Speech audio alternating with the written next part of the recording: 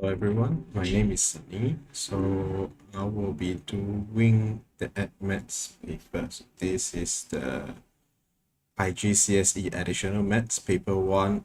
Starting from year 2025, it will be a non-calculator paper. And yep, we will not be using the calculator. I'm just putting the calculator on display right here. It's a 2 hours paper. Given the time, I think you should have sufficient time to complete and check most of your answers.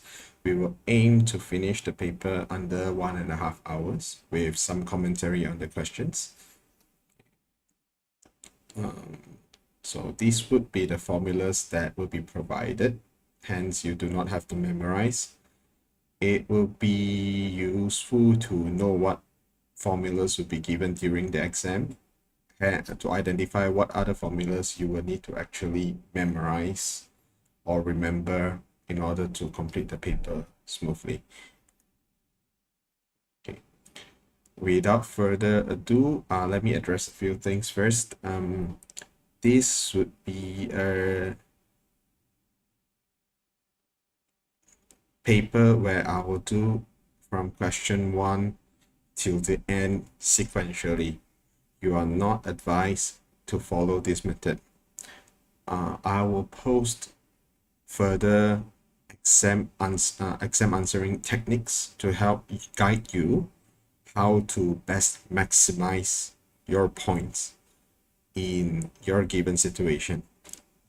So please subscribe and like the video so that to follow up for my future videos. So let's start with question number 1. So this is a vector question. Given that PQ is -3.7 and 4PR is -2.8, find RQ. We want to break down RQ to be from R to P and from P to Q. Now, given these two, we can already get these would be the two items that we need. PQ is already given, hence we need to first find RP. You can find it separately, or you can just, it will be ideal if we find it separately. So 4PR is -2.8, hence PR will be 1/4 -2.8. You will have -1/2 at the top and -2 at the bottom. So this will be PR, but we need RP. So in order to get RP, we will need to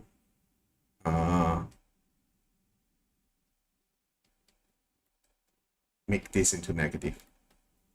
So multiply the whole vector with -1. You're going to get half here and -2 here.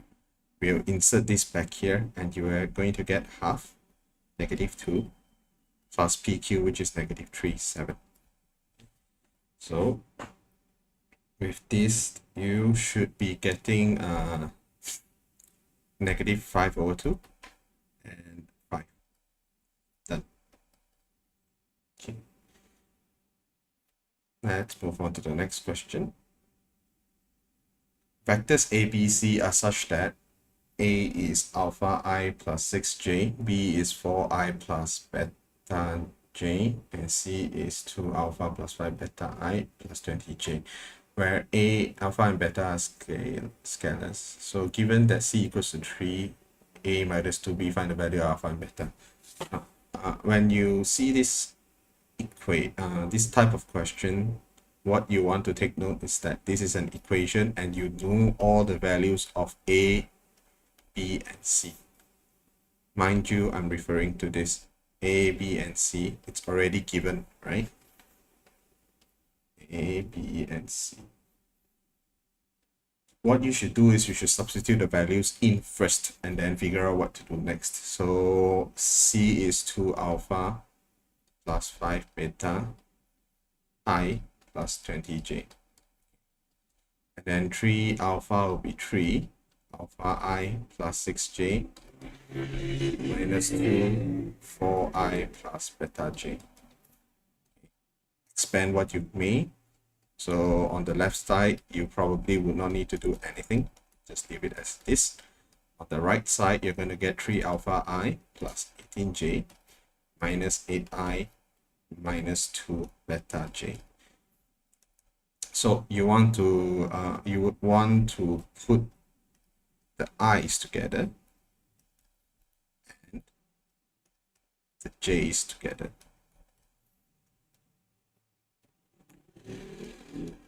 From there, you may do comparison.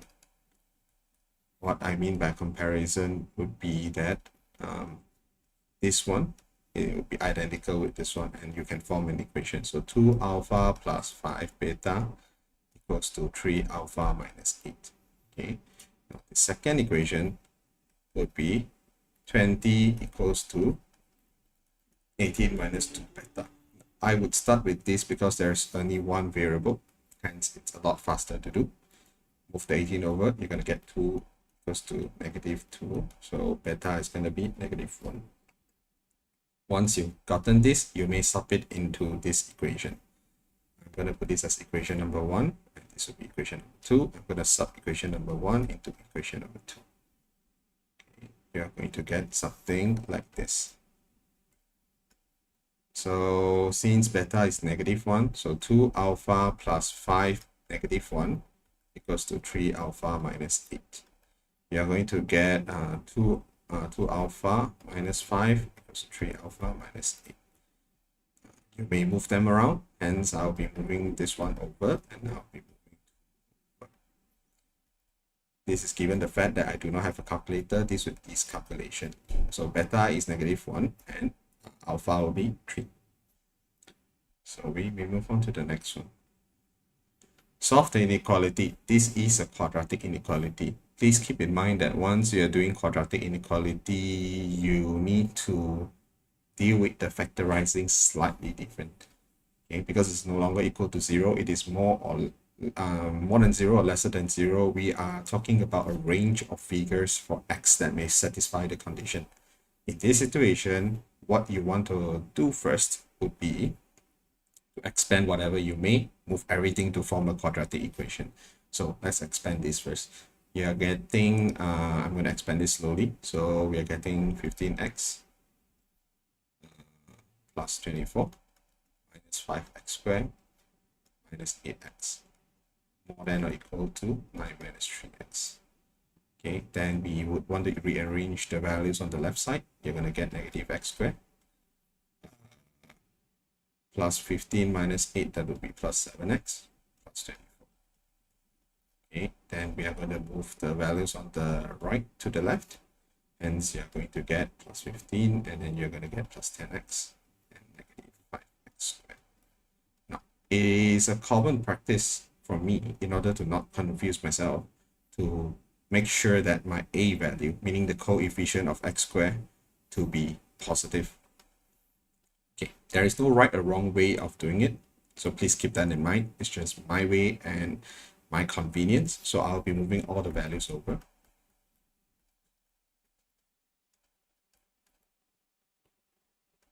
Okay, then I'll be flipping them backwards. There are faster way of doing it, but in order to ensure that everyone's on the same page, I'm writing out the expansion of it. So after you've gotten this, one of the best way to start would be to factorize the common factors. So in this situation, it's an equation. You can divide all the values by 5. Hence, you're going to get x squared minus 2x minus 3. Now, with this, it makes the whole factorization process easier. In order to save time, I'm just going to write out the values. Okay. You may have some preference or some ways of doing your factorization. One of the more common way would be the double x method. Okay, so for those who require this method, go ahead and do it. I believe at this point, some of you may feel comfortable just figuring out the factors by looking at it. Once you've gotten up to this point, the next thing you will need to do is to roughly draft out how the shape will look like. Now, mind you, there are many ways this could be done. I'm just showing you my way. So this is the coefficient for x squared is positive, hence the graph will look like this. And the x-intercept would be -1 or 3. So -1 would be here, 3 would be here. And these values are supposed to be lesser than 0. So we are talking about the range of this. Okay, so this fx, meaning my y value, the vertical value, should be lesser than 0. So this will be the region that it encompasses. Hence, my x should be in between -1 and 3. Okay. Let's move on to the next one. Okay, this is a relatively new chapter. So for those who have not learned this yet, this would be the first time you'll be encountering this. So show that A lies on the circumference of the circle. A circle has an equation x minus 4 squared plus y plus 3 squared equals to 5. Point A has coordinates of 3, -1. In order to show that it lies on here, what you should do is you should substitute this value into this equation. And if you get 5, then you've proven the point. So very quickly, we will just do 3 minus 4 squared plus -1 plus 3 squared. Okay, treat this as an expression, then we'll count it out. You're going to get -1 squared plus 2 squared. 1 squared plus 2 squared, which is 4. Okay. 1 squared is 1. 2 squared will be 4. As you add up 5, you can just simply note sure. Okay. And that will give enough proof to prove that this point lies on the circumference. Given that AB is the diameter of a circle, find the coordinates of B. So since AB is the diameter of the circle, what you should do is, okay, let's look at the question.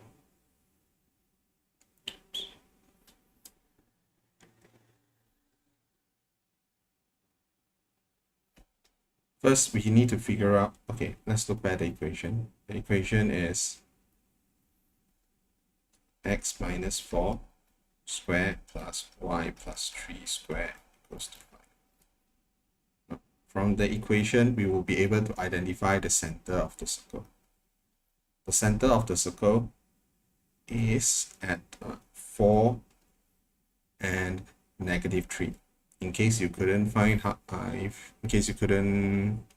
the center, basically what you do is x minus 4 equals to 0, y plus 3 equals to 0. So x equals to 4, y equals to -3. This will give you values for the center. So this will be the center point. AB is a diameter. It would mean that the center would be the midpoint for AB. So what you do is you should allow B to be xy.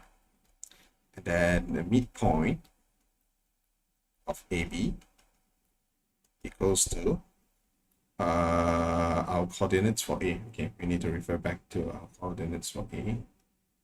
Our A is 3, -1. So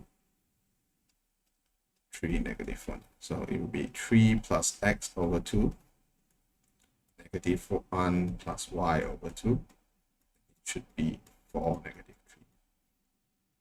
So just break them down separately.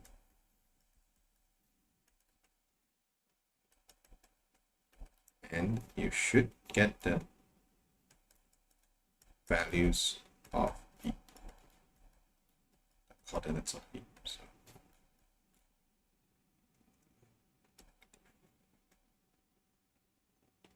So B, 5.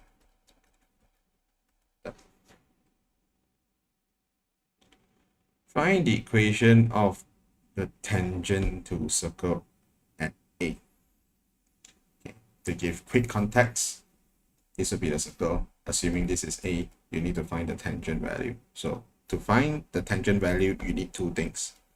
The first, okay, I should have written two things. The first thing you need is a point. And now we know it's point A, and point A is -3, 1, right? Sorry, it's 3, -1. So point A, 3, -1. Second thing we need is gradient. Now, in order to find the tangent gradient, we first need to find the gradient of the from the center to A. Okay, finding this gradient, then we use a formula to find the perpendicular gradient, and then this will be the one that we are looking for. Okay, since the point is done, let's start with the gradient. In order to do this, first we need to find the gradient of from the center point to A. So I'm just going to put MA. The center point is 4, -3. So A. So MA equals to y2 minus y1 over x2 minus x1. This context, you can choose either one to be your number 2 coordinate or number 1 coordinate, as long as the top and the bottom matches. So for example, I'm going to take center minus the point. So center will be 4, -3, minus the point, which is -3 minus -1. I'm going to get 1 over plus 1, -2. So MA is -half. So M1, M2 equals to -1. Hence, this situation will be my MA. M2 will be the one that I'm finding. So M2 will be -1 over 1. In another word, M2 will be 2.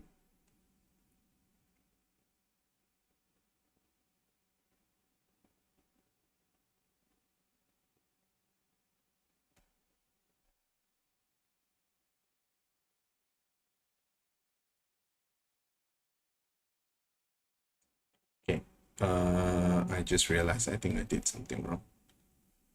It feels a bit off because I probably used the wrong x and y values here. My y value should be -3 and -1. So it should be -3 minus -1 at the top, and 4 minus 3 at the bottom. Hence, I'm going to get -2 over here.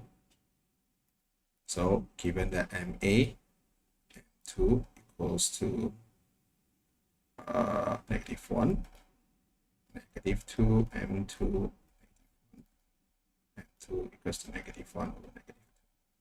Hence, you're going to get half. Now, mind you, we found the gradient. We are not yet getting the tangent. Tangent is an equation, so you will need to form an equation based on the known facts. This situation, you may use the formula to help you. The formula that will be used will be y minus y1 equals to mx minus x1 to form the equation. Our y and x would be -3 and -1. So y minus -1 equals to m half x minus 3. Okay, so y plus 1 equals to half x minus 3 over 2. So y equals to half x minus 5 over 2, and this will be your answer. So we're done. Solve the equation x1 over 3 minus. Okay. What I like to do is, basically what I see here is that it should be it's a quadratic equation in disguise. Okay. So how do we kind of make this into a quadratic equation? What we can do is actually let x power by 1 over 3 dy. So you begin with this. What I will do is I'm going to take 1 over 3 out, and then you'll get 1 over 2 here. Hence, you're going to get, hence these 2 will be replaced with y minus square root of y is 2.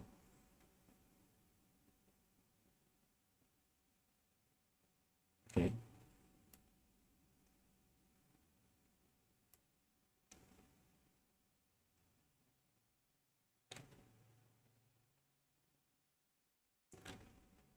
Now, this situation is going to be a bit sticky.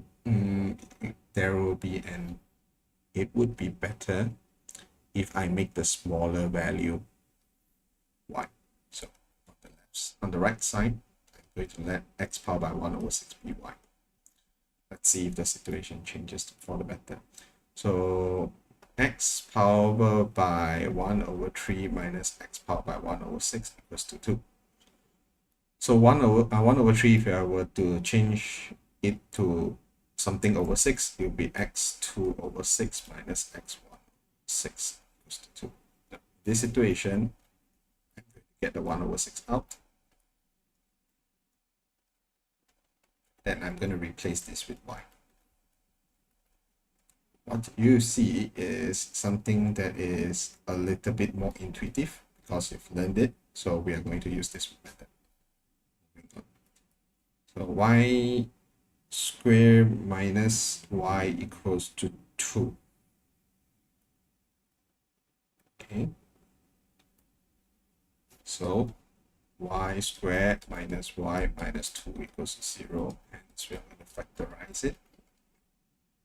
Okay, when you factorize it, you should get y here and negative 2 plus 1.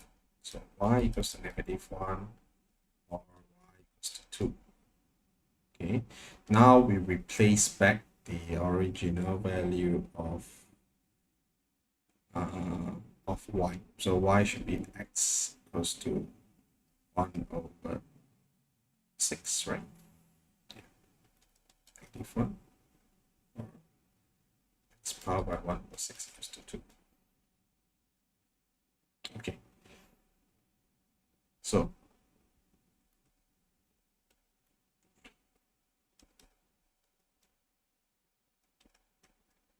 what you realize is that this answer is not accepted, because if you root by 6, whatever number, if you root by 6, you won't get a negative answer. Hence, the only acceptable answer will be the one on the right, where if you root by 6 your x, okay, you'll get 2. So from here, we will continue to figure it out. 2 power by 6. 2 power by 3 is 8, 2 power by 4 16, 2 power by 5 32, 2 power by 6 64. In case you need help, you can just count it on the side very quickly. So that will be done for question number 4. Solve the simultaneous equation. Okay, so you have log over here, and you have this value equals to 0. You have another equation. Whenever you see equations like this, you would want to find ways to get rid of the log first. Hence, you are only left with x and y, and then you can deal with it as a normal simultaneous equation. So what I will do is I will usually label this. So from the first one, log x plus 2y equals to 0, I'm going to move my log over. If you are moving your log over, it will be 10 power by 0. This is another way of writing the same thing. Now, 10 power by 0, without calculator, it's 1. So x plus 2y is actually 1. Hence, x is 1 minus 2y. This would be my third equation. So what I'm going to do next is I'm going to insert my third equation into my second equation. So I'm going to insert this one here. I'm going to replace all the x with 1 minus 2y. So what I would usually do is to copy down the equation again. Then I'll replace it. 1 minus 2y squared plus 4, 1 minus 2y, y plus y equals to 1. Take your time, slowly expand it. If you have ugly handwriting like me, then make sure you write all the numbers very carefully. Okay, so 1 minus 4y plus 4y squared plus 4y minus 8y squared plus y minus 1 equals to 0.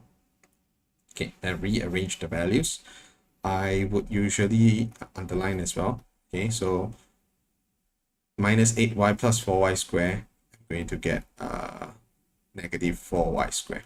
Okay, then I'm going to deal with all the values with y. So negative 4y plus 4y, it's gone, then plus y. So I have 1y left.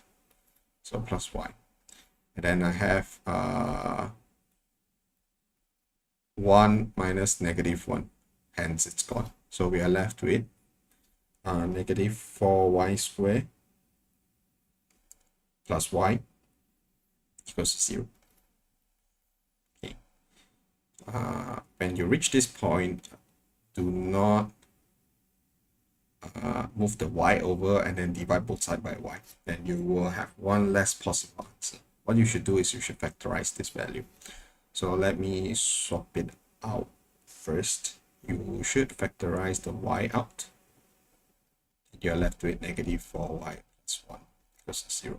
Okay, so there will be two possible answers. The first answer will be y should be 0. Or negative 4y plus 1 is 0. Okay. So what I like to do is when y equals to 0, we are going to substitute this back into equation number 3 where we can immediately find x. Hence, x equals to 1 minus 2, 0. X equals to 1. And when y equals to, oh sorry, I should have found this answer. So y is supposed to be 1 over 4. Move the plus 1 over, it becomes negative 1. Move the negative 4 over, it will be positive, so 1 over 4. So when y is 1 over 4, x equals to 1 minus 2, 1 over 4. So 1 minus 1 over 2, you're going to get half for it. And this should give you the two sets of answers that you need. Okay, so let's double check if there's any other extra requirements. No, so that will be the final answer. Solve the equation 5 modulus 2x minus 1, okay, plus 8.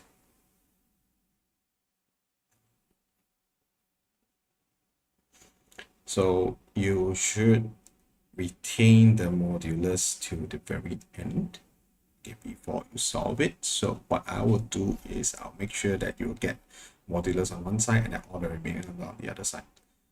Let's start by copying down the question.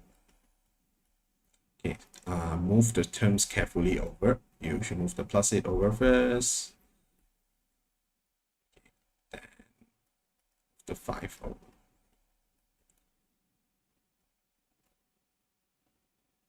Sorry.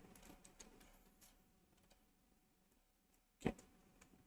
Now, at this point, the common mistake is to do positive negative for the values inside the modulus. What you should do instead is that 2x minus 1, there are two possible answers for this. It's either 3 or 2x minus 1 is negative 3. So you can start with this 2. 2x could be 4, x could be 2. And this one would be negative 2, x could be negative 1. So these are the two possible answers that once you insert into x, this whole equation would be valid. Two answers. Okay. Next part, on the axis, sketch the graph 5 sine x minus 2, 0 to 360 degrees. Okay. You are given almost a graph shape diagram, I guess.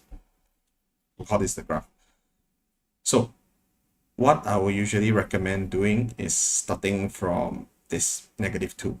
So point out where would negative 2 be. This, I suppose, is negative 8, that is 7, 6, 5, 4, 3, 2. So 2 should be here. Okay. And what I will usually do is I'll draw a dotted line to identify that this would be my line of reference or the center line, okay, of the shape. This is a sine graph. The sine graph shape looks like this. Then the next value that we will look for is the amplitude. Amplitude will be 5. That will set the stage for where the maximum and the minimum will be. So negative 2 plus 5, that will give me 3. So 1, 2, 3. So this will be my maximum. And negative 2 minus 5 will be negative 7 right over here. So once you draw it out, the highest point should be at 3, and the lowest point should be at negative 7. Sine shape, and this is one period only, meaning that in a 360 degree there's only one cycle. So I'm going to roughly plot how sine graph should be drawn. Okay, then make sure your hand do.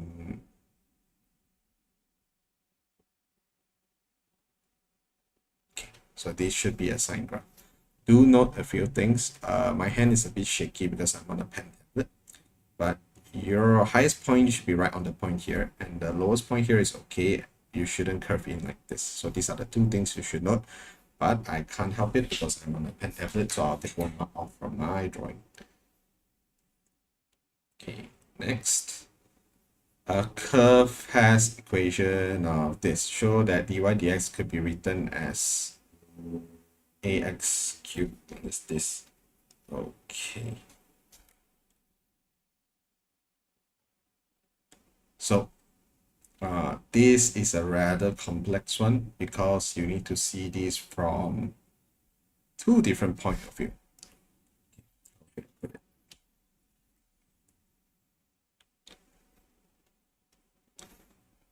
Let's start with the chain rule. So y equals to function power by n. So what happens is you bring the n down, okay, then you differentiate the function inside, you get back the original function, and then n minus 1. So this is what's happening on the outside. Now from the inside, this is the fx. You need to differentiate them separately. So what I'll be doing is I'll be differentiating this value first. So x squared minus 1, x squared plus 1. Okay, so I need to differentiate this value first. In order to differentiate this value, there is a particular formula you would have to follow. That is v du dx minus u dv dx over x squared. So my v value would be the denominator, and then u value would be the numerator.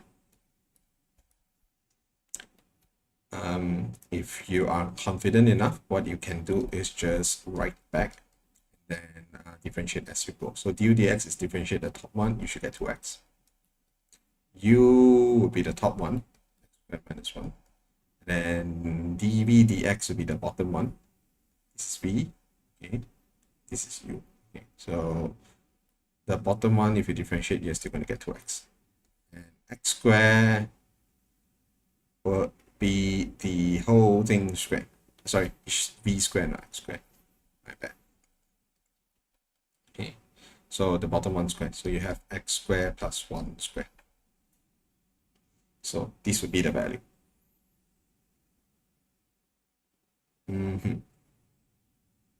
Okay, so let's see if there are ways for us to simplify this. We could actually make it a little bit easier. So let's see how it works out for us.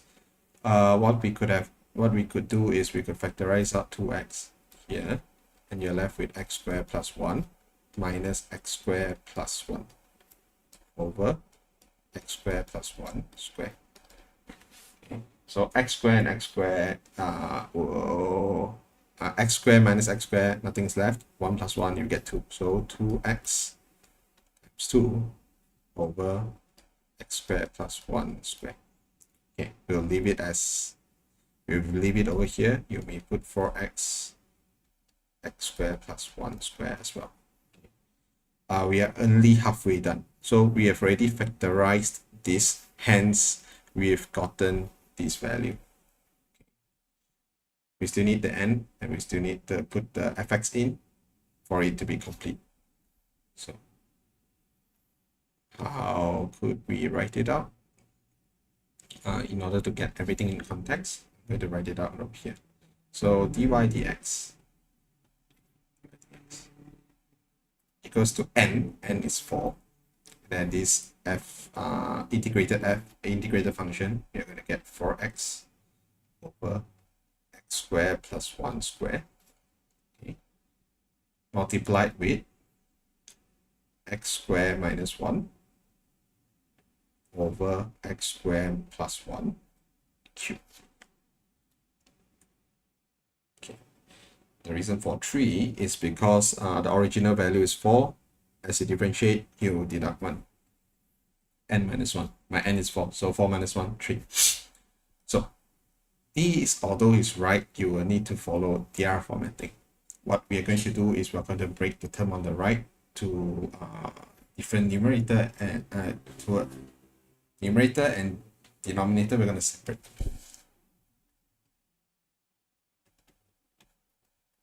Going to get x1 plus 1 square, and you're going to get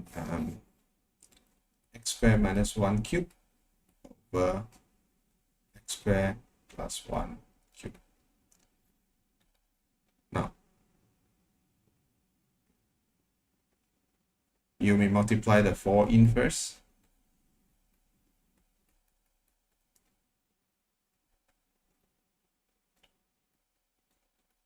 And then you may join the values together. So here it will be 16x, x squared minus 1 cubed over x squared plus 1 powered by 5. You can double check with the question. All the values are matched properly, hence a equals to 16. Okay. You do not have to explicitly show that a is 16, but I prefer to do it so it's a bit clearer for the person who marks the paper. You have plenty of space, so you do not have to cram the working like I do. Show that the curve have a stationary point where x equals to -1, 0, and 1. Okay. No.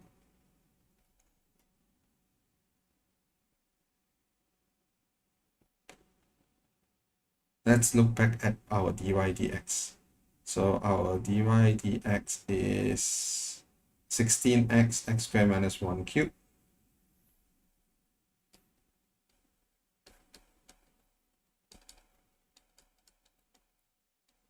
X squared minus 1 cubed equals to 0 over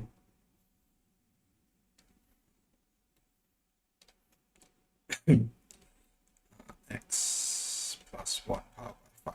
Okay. In order to find stationary point, this whole thing has to be 0. So if it's 0, the denominator is not a factor that we'll be looking at, because once you move it over, it's going to be 0. So you're going to be left with 16x, x squared minus 1 cubed. Okay. So,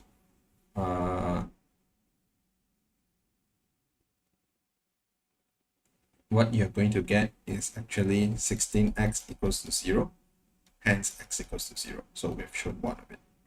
The other one would be x squared minus 1 equals to 0. Okay, because no matter how much you expand it, you're still going to get x squared minus 1, x squared minus 1, x squared minus 1. It's repeated 3 times. We just need one of it. Read over. X squared equals to 1. Root of 1 is going to be positive and negative 1. Hence, you've shown that x could be 0, positive 1, and negative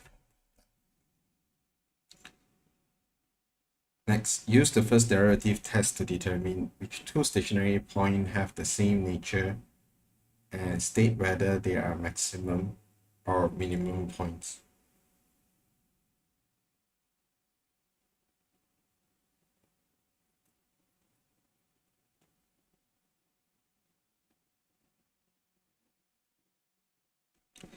So in order to use this, the quickest way is actually to use the second derivative method. But if you are to use the first derivative method, then you have no choice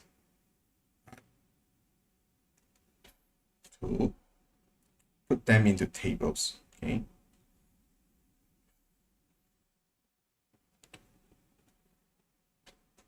So you have x, you have dy dx. Okay. Now,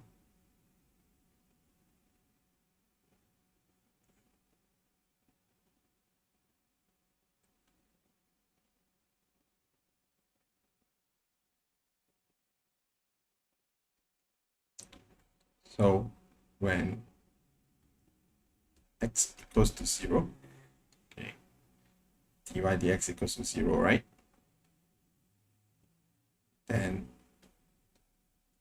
from 0 to -1, you realize that the values will move up. You move to the positive range. Okay, and from 0 to x, you realize that the value of dy dx will be negative.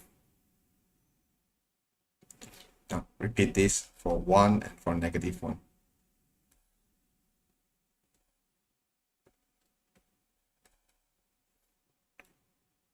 Okay, so for 1, Same when x equals to 1, my dy dx equals to 0.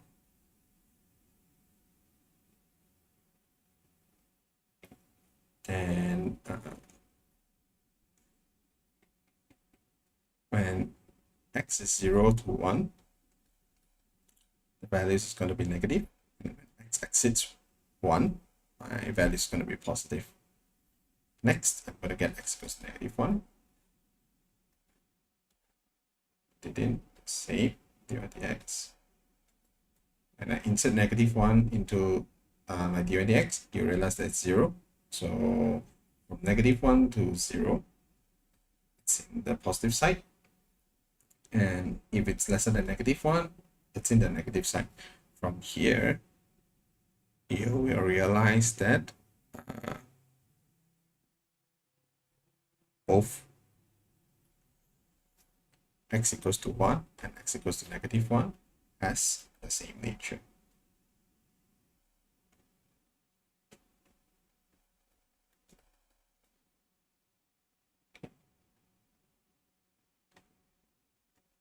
So what happens is the values will go down, reaches 0, then it goes up.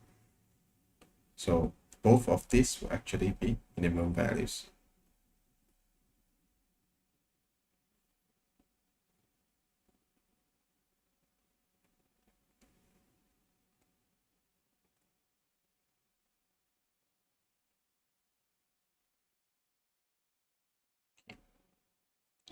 Next, solution to this question by accurate drawing will not be accepted. Find the x-coordinates of the point where the curve, blah, blah, blah, cuts the x-axis. So for it to cut the x-axis, what you must do is that if it cuts the x-axis, then your y will be 0. You can start the equation by writing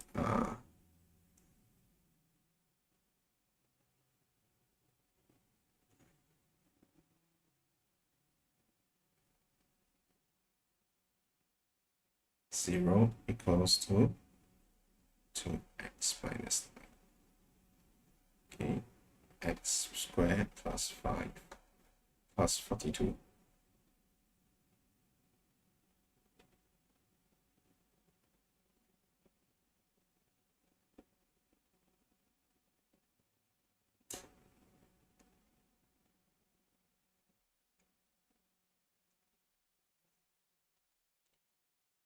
This would be giving you a cubic graph, which is fine. So let's try and expand it out first. You're going to get 2x cubed minus 9x squared,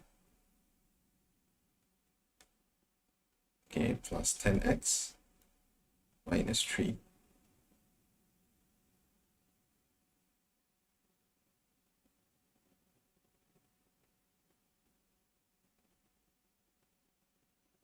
Plus 42 equals to 0.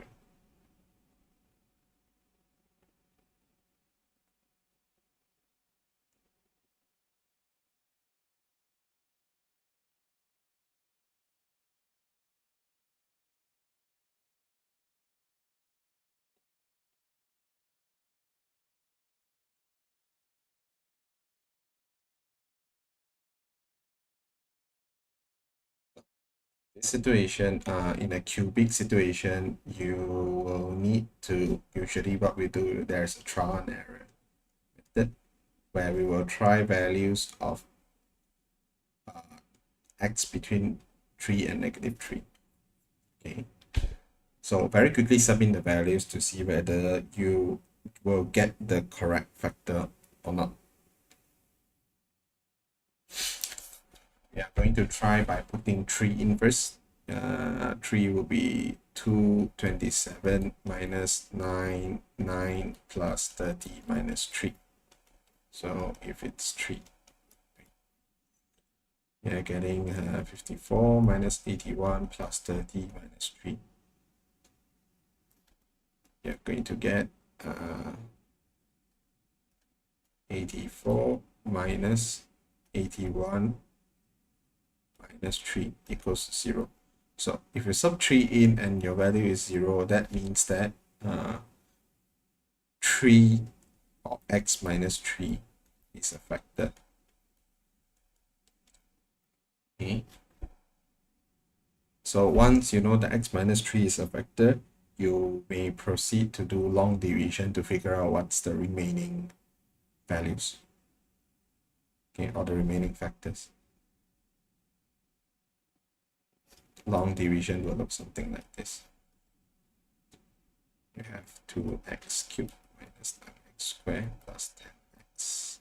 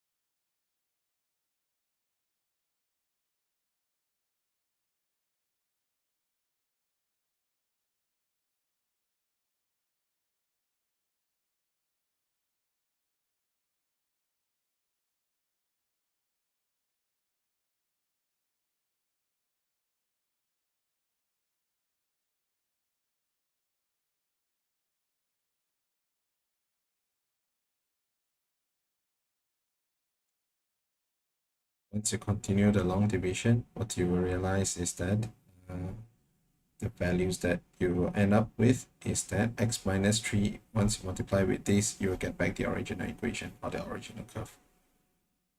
Further factorize this.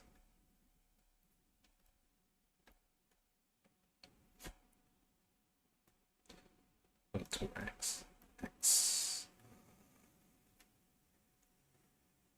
minus 1, minus 1. So x equals to 1, sorry, x equals to 2x minus 1 equals to 0, x minus 1 equals to 0, x equals to 1, and x equals to 1 over 2.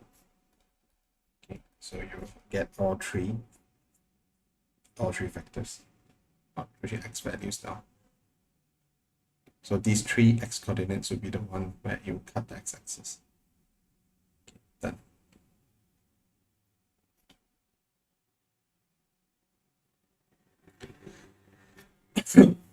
Write down the set of values of x for which log 5, 12 minus 4 exists. In order for this to exist, the values inside must be larger than 0. Hence, 12x minus 4 must be larger than 0. 12x must be larger than 4. X must be larger than 1 over 3. Okay. Solve the equation log 5, 12x minus 1 equals to log x 125 plus 1. So when you see this question, what you can do is that we won't be able to solve log base x, meaning you need to convert this into something that we can actually deal with, basically maybe log 5. So log 5 12x minus 4 equals to 6 over converting the base. Okay, so we're converting it to 5, and this one will be x. This one. Okay, let's deal with this one. You're going to get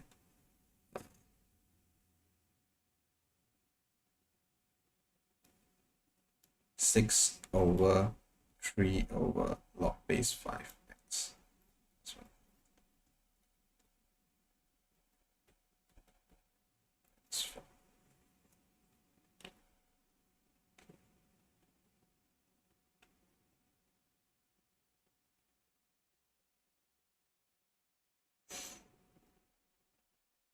Then log base 5x, what we could should be 6 divided by 3 over log base 5x plus 1.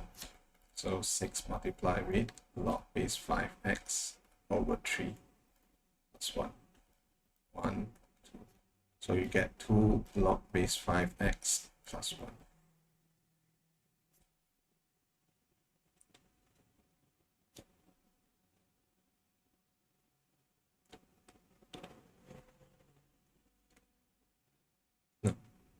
What we can do is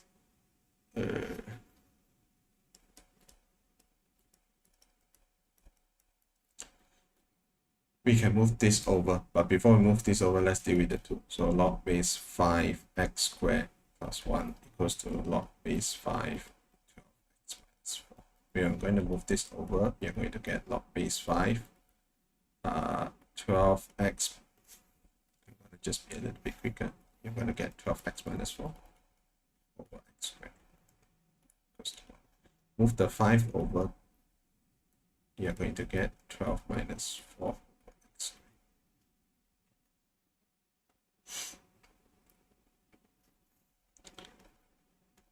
squared. For this process, what happens is if you have log a b equals to x, b equals to a power by x. Okay, so 5 will be moving over, it will be 5 power by x 5. Another way would be to change 1 to be log 5 and then removing log 5 from both sides. Okay, whichever one you understand better. So move x squared over, you're going to get 5x squared, 12x minus 4. Shift all the values over. Factorize it. You're going to get minus 2, hence x equals to 2 or 2 over 5. Then, okay, next. Okay, so this will be the graph, this one. I'll zoom up a little bit. Full picture. The point A with x coordinate 2 lines on the curve y equals to square root of 4x plus 1. The diagram shows part of this curve and the tangent to the curve at A. Find the area of the shaded region enclosed by the curve and the tangent. So basically you are trying to find the area of the shaded region. For all area of the shaded region question, what you need to do is to identify what are the shapes that you need to find. So the first shape that I need to find will be a triangle. It starts with this point over here, and 8. So I'm going to draw the triangle out. Just going to put 8. I'll probably know which triangle I'm talking about. Then I will need to remove this part, which I do not need. Okay, so it will be a curve shape. Okay. Area under the graph from somewhere here, I don't know what value that would be, till 8. Okay, then I'm going to get the remaining values. So cool. I need to figure out a few things first. So what are the things that I need to know? I need to know the coordinates of A. The point A with x coordinate 2, so it means I know this point is 2. Lies of this curve. I do not know these 2 points yet. So let's figure out these 2 points first. So this point over here would be y equals to 0 inserted into y equals to square root of 4x minus 1, 4x plus 1. Okay, so I'm going to get 0 equals to square root of 4x plus 1. 4x plus 1 equals to 0. 4x equals to -1, x equals to -1 over 4. this value here will be negative 1. Done. You need to figure this one out. So let's see what other clues they give for this. So the diagram shows part of this curve and the tangent to the curve at A, meaning that this is the tangent to the curve. We can use the equation of this and y equals to 0 to figure this out. So first, let's figure out what's the tangent. In order to find the tangent, we need two things. The first thing is the point. So we are most likely going to find point A first. The second thing we need is the gradient. So it's a perpendicular gradient of the curve at this point. Okay. So step by step, let's figure out point A first. Point A is x equals to 2 in the curve. So the curve is y equals to square root of 4x plus 1. And we know that x equals to 2, so 8 plus 1 square root of 9. Now, normally you get two values for this, right? You're going to get positive and negative, but in this situation, we will need positive 3 because negative 3 is not accepted. The reason why negative 3 is not accepted is because if you look back at the shape itself, your y is obviously above the graph, hence the y value here should be 3. Okay, this also gives you a very good clue of how big the shape will be. Okay, if you have any values that exceed 3, then your calculation may be wrong. At least for the y value. Okay, what are the informations we know? 2, 3. This is 2, 0. So this will be the one that we do not know. This is 2, 3. Here is negative 1 over 4. So later on we will make use of this. So we need to figure out the gradient at point A. In order to figure out the gradient at point A, you need to find gradient at point A. So y equals to square root of 4x plus 1. Y equals to 4x plus 1 power by half. So in order to find the gradient equation, we need to differentiate this. Differentiate this will mean I'll bring this down, differentiate the values inside, copy it back, minus 1. Then simplify everything, you're going to get 2, 4x plus 1, negative 1 over 2. Now, normally this is the general gradient equation, meaning that in order to know the specific gradient, you need to substitute the particular point in. In this case, A is 2, 3, right? We will need to substitute x equals to 2 in. So dy dx equals to 2, 4, 2 plus 1 power by negative half. So 2, 9 power by negative half. Negative half would mean 1 over square root of 9, hence you're going to get 2 over 3. Now, same square root of 9 could be positive or negative 3. But let's look at the line itself. The line is going upwards, so it's a positive value line. Hence, the gradient for this, the gradient for this will be 2 over 3. Okay, done. So now we have the gradient, we have the point. So we need to form the equation of the tangent. Okay, equation of the tangent, y minus y1 equals to mx minus x1 equals to mx minus x1. Okay. So m at this point is 2 over 3. We've gotten it here. And x would be 2, y would be 3. Okay. No, do you really need to expand it? Now I think about it, I probably don't. Why? Because this is the correct equation. And the next thing we want to find is probably just the point. So at this point, y equals to 0. So let's start with y equals to 0. So when y equals to 0, negative 3 equals to 2 over 3 x minus 2. So swap it in, you're going to get negative 9 over 2 x minus 2. So x is going to be over there plus 2, so you're going to get negative 5 over 2. So x is negative 5 over 2, negative 2.5. So let's see if it makes sense or not.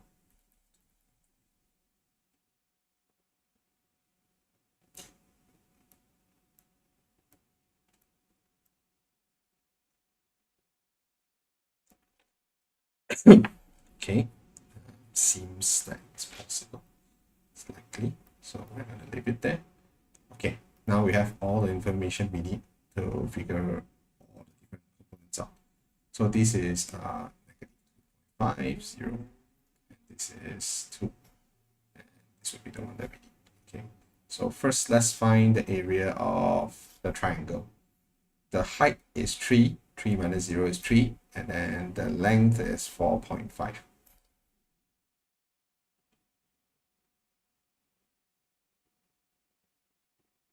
So this would be half times 3 times 4.5. That will give me 3 over 2 times 4.5. That's 9 over 2. Get 7.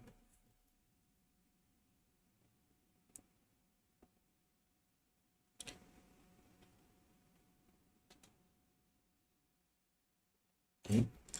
So this will be one of the main points. So next,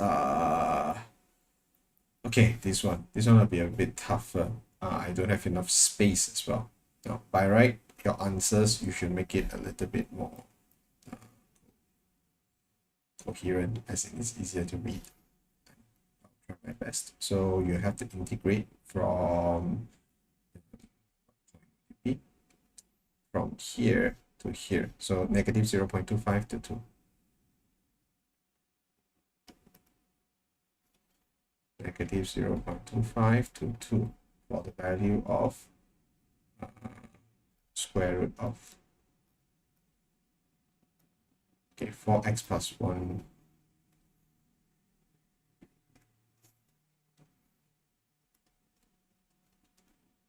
4x plus 1 power by half. This is going to be tough. So what you're going to get is negative 0.25 to 2.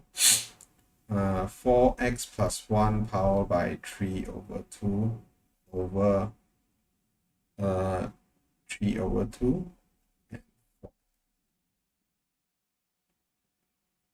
Okay. I will suggest to do rough working at the side. So let's just use black pen and do the rough working at the side.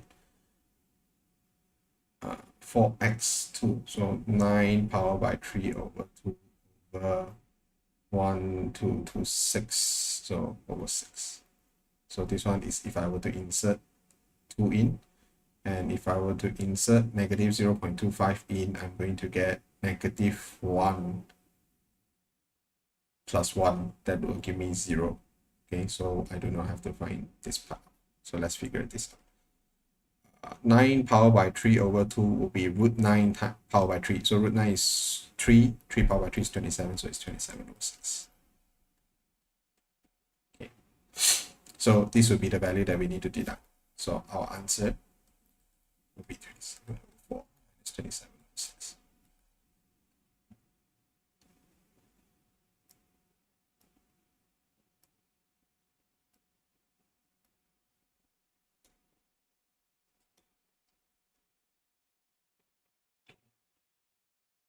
So 27 over 4 minus 27 over 6 times 3.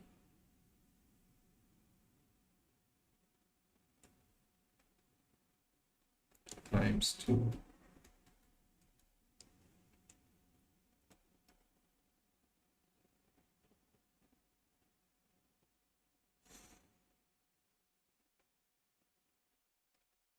Divided, I mean, you can simplify this answer, you're going to get 9. That should be the final answer. This should be one of the longest questions out of the paper. Oh, I've given extra space. Please use the extra space. Do not cram your answer like mine. Okay. Given that 0 to pi over 2 show that this one can be written as sec theta. Okay.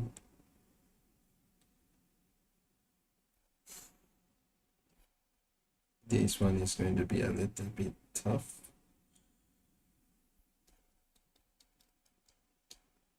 Okay, let's slowly figure out some stuff.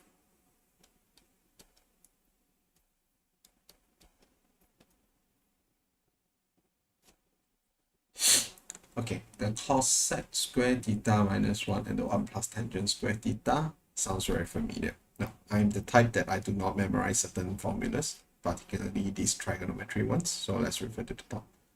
I remember there's 1 plus tangent and that gives us sec square, and then we probably have a 1 plus cot square, right? Let's see. Cosec square minus 1. Cosec square minus 1. Cosec square minus 1. So cosec square minus 1 is cot square. So cot square A equals to cosec square minus 1. Okay, so cot square, sec square. Good.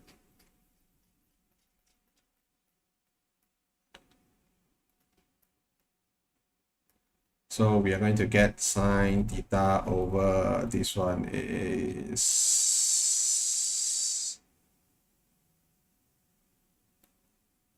cot square theta. And then this one is sec square theta. Okay. So once you get to this point, then it's a lot easier. Basically, square root it, then it's gone. Now you have sine theta over cot theta. Then you have 1 over sec theta. So since tangent is sine over cos, so cot will be cos over sine.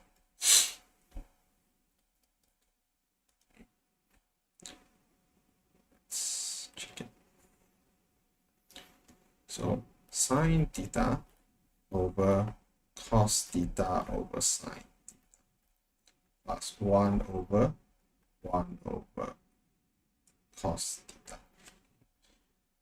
So if you flip this around, you should get cos theta. Problem. If you flip this around, you should get divide, multiply. Technically, you should get sine square theta over cos theta. Now, your goal is to be written as sec theta, right? So sine square theta over cos theta plus cos square theta over cos theta. Okay, what I did was I multiplied this by 1, and my 1 is cos theta over cos theta. So in this situation, sine square theta plus cos square theta over cos theta. Then I'm going to get 1 over cos theta, and I'm going to get sec. Sure. Oh, okay. This is one of probably many ways of getting the answer. Done. So given that sec x equals to alpha, where 3 pi over 2x to 2 pi, find sine in terms of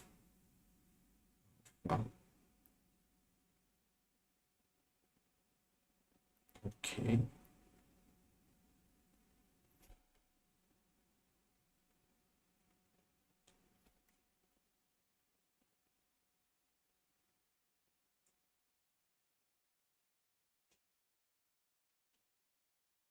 So sec x equals to alpha. So sec x is 1 over cos x equals to alpha. So if cos goes up, cos x equals to 1 over alpha.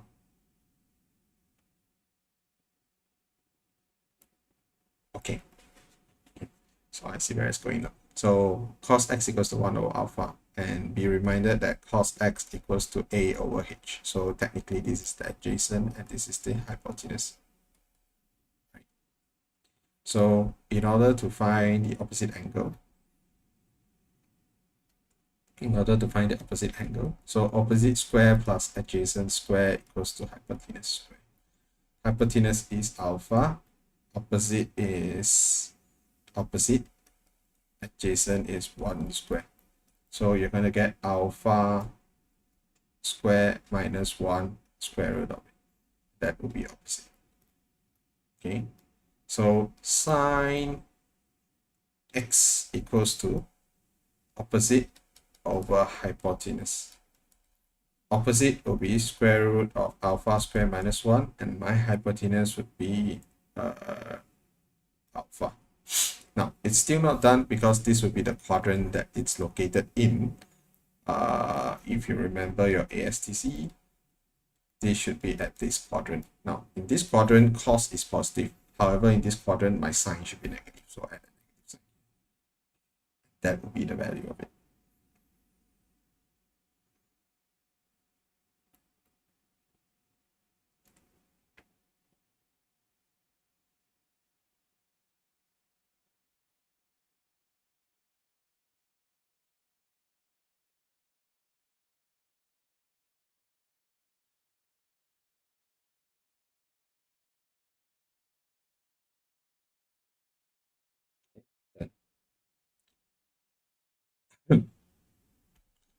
An arithmetic progression has common difference of the third term in the progression is 10. Write down the expression for the first term and the second term in this progression. Give your answer. D.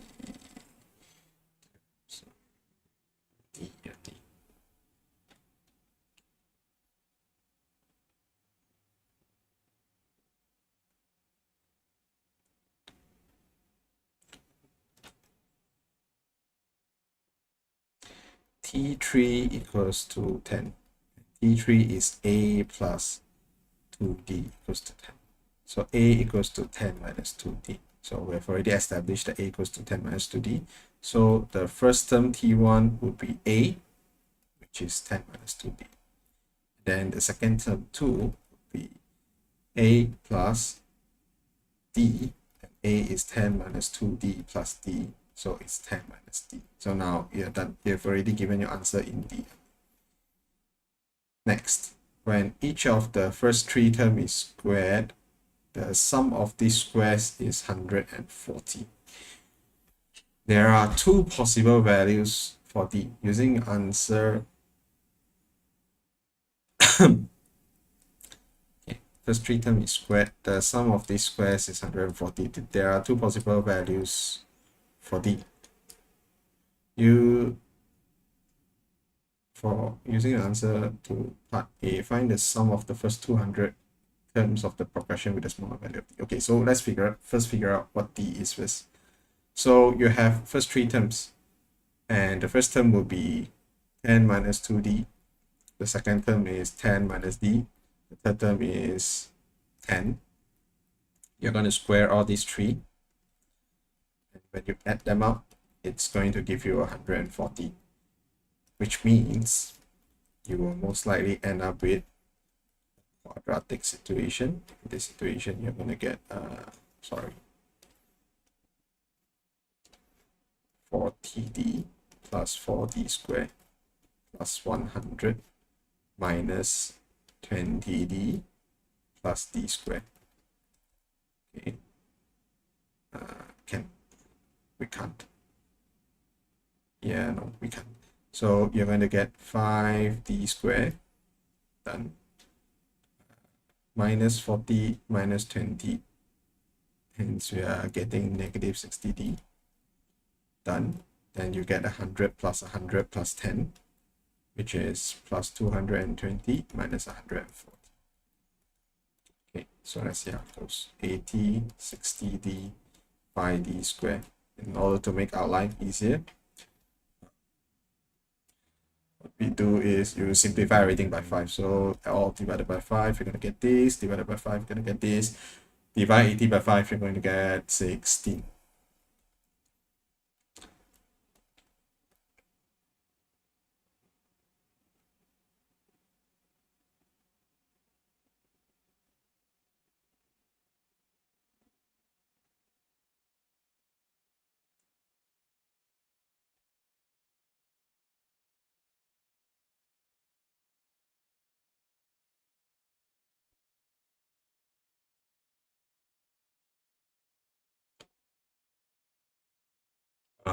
Okay, I missed out something. There should be a square here. There's 100 over here.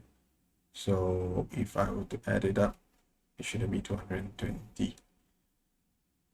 100 plus 100 plus 100, that should be 300.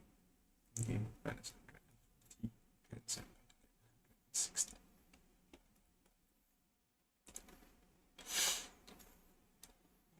60. You're going to get so with 32, you would get dd minus minus. I think one will be 8 one before. This will make more sense. So d equals to 4 or 8. Since we are using the smaller value of 4, so this one it's not accepted. We are going to just use d equals to 4. Find the sum of the first 200 terms of the progression.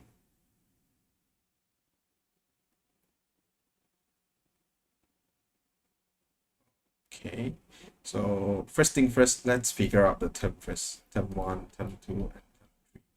We know that term 3 is okay, sorry.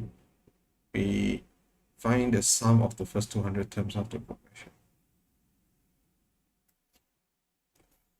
My bad. Let's just ignore this. Term 1 is 8, and 8 is 10 minus 2d. And now our d is 4. So 10 minus 8, first term is 2. Okay, so our a is 2, our d is 4. Our number of term 200, now we need to do sum of term. So sum term 200 term, you're going to get n over 2. A plus n minus 1 d. Yeah, this will be the formula. I'm pretty sure the formula is at the top. You can refer to it. So substitute whatever value you know. So as 200 will be 200 over 2 bracket 2 times 2 plus 4 minus 1 d. Sorry.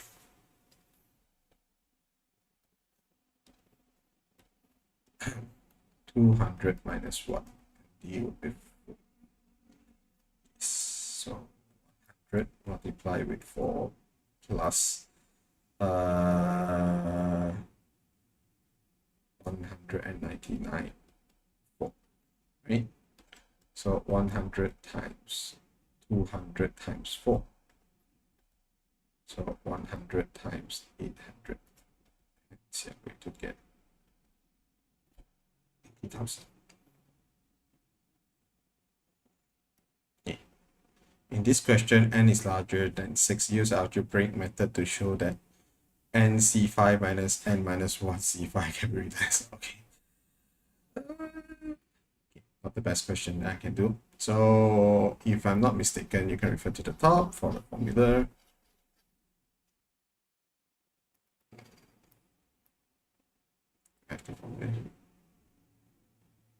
Okay.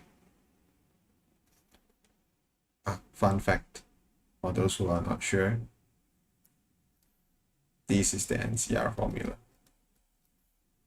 Okay, so if you are forgotten, you can come back and refer to this. So n factorial over n minus r factorial r factorial.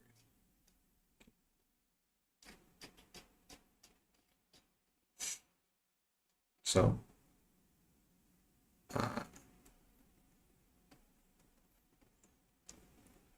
n factorial over n minus 5 factorial, minus n minus 1 factorial over n minus 1 minus 5 factorial, 5 factorial. Okay, we need to write this in this form. Okay, so this should be,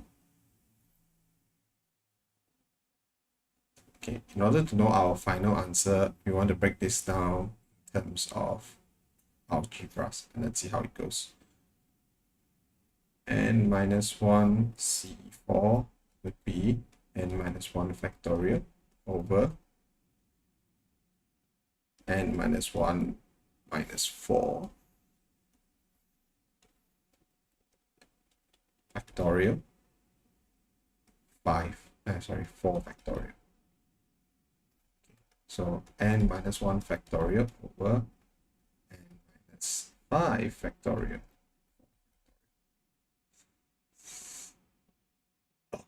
Okay. So this will be what we are looking forward to achieve, and let's see how to achieve them. Now, as you all know, when you minus fractions, you need to make sure the denominators are the same. So let's see how different the denominator would be. So n factorial over n minus 5 factorial, 5 factorial, this one's pretty standard, minus n minus 1 factorial over, this is n minus 6 factorial, 5 factorial. Okay, I'm pretty sure I didn't miss anything up. Okay, that would be the situation. Now, next, what do? We need to match the denominator. So how do we match the denominator? In this situation, this would be n minus 5 times n minus 6 factorial, 5 factorial. N minus 5, n minus, sorry, n minus 6 factorial. Okay.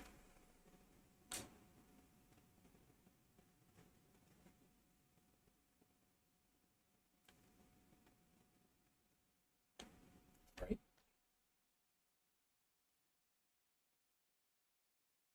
So in order for the denominator to match, I need to multiply this with n minus 5 at the bottom, at minus 5. Okay, that will lead me to n factorial minus n minus 1 factorial n minus 5 over n minus 5 factorial 5 factorial.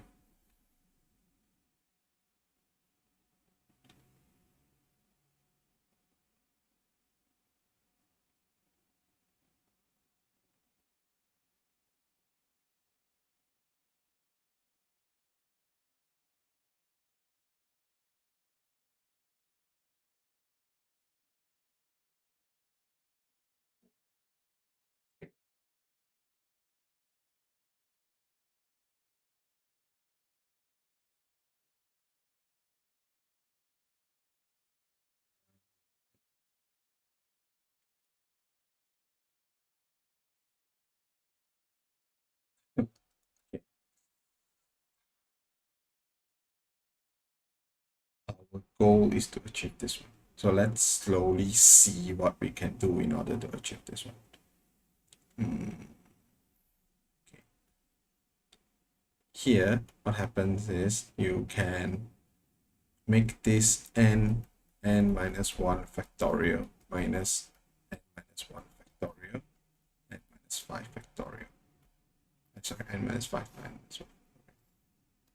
Okay, over n minus 5 factorial, 5 factorial.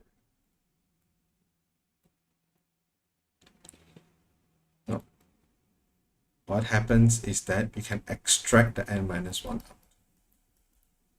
And you're left with n minus n plus 5 over n minus 5 factorial, 5 factorial. Okay, once you simplify this, you're going to get n minus 1 factorial multiply with 5, okay, over n minus 5 factorial. What I'll do is I'm going to break this 5 factorial down to be 5 times 4 factorial. Then you may simplify the 5. Once you simplify the 5, you are left with n minus 1 factorial over n minus 5 factorial, 4 factorial. Okay. And this one can be simplified to be n minus 1 C4. So let's see if it matches our previous answer. N minus 1 factorial, n minus 5 factorial, 4 factorial. Yes, exactly that's the case. So we've completed this paper within approximately an hour and a half. Okay, so hope this video help guide you through all different ways to solve the questions. Okay, this will not be a comprehensive guide, but it should be clear enough for students who are revising for the October-November paper to look at this and follow through the questions. Okay.